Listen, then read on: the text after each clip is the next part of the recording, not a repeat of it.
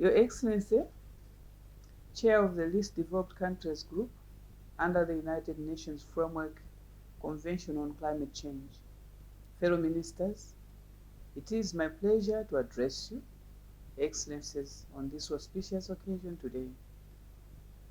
Honorable Ministers, Malawi's economy is extremely sensitive to climate change and variability due to its dependence on red-fed agriculture and its natural resources. Malawi loses an average of 1.7% of its gross domestic product, GDP, per annum from climate change-related disasters. Permit me to highlight that the people of the Republic of Malawi have taken firm decisions and plans to move the country's development pathways towards a green economy based on national circumstances and capabilities. The following are some of the initiatives the country is undertaking in this regard. A.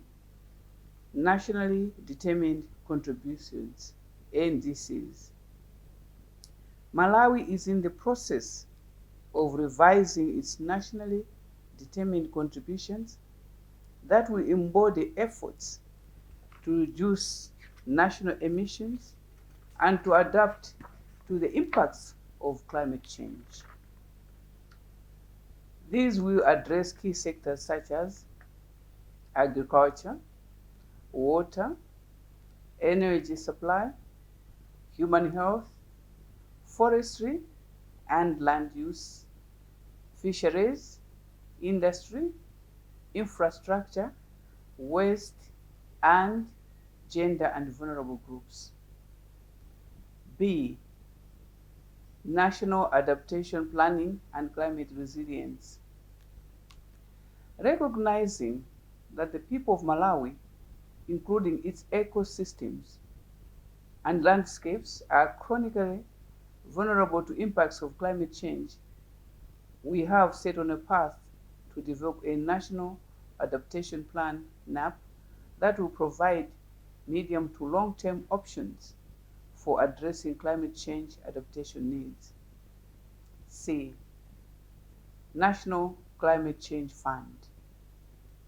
Honorable Ministers, Government of Malawi has established a National Climate Change Fund whose goal is to create predictable and sustainable financing for climate change management and contribute to green growth in Malawi.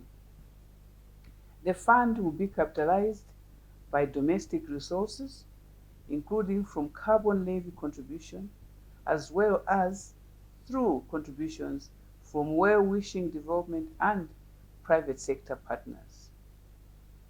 Honorable Ministers, let me conclude my statement by highlighting that the government, together with key stakeholders from civil society and the private sector, has laid out programs and action plans targeted to combat climate change.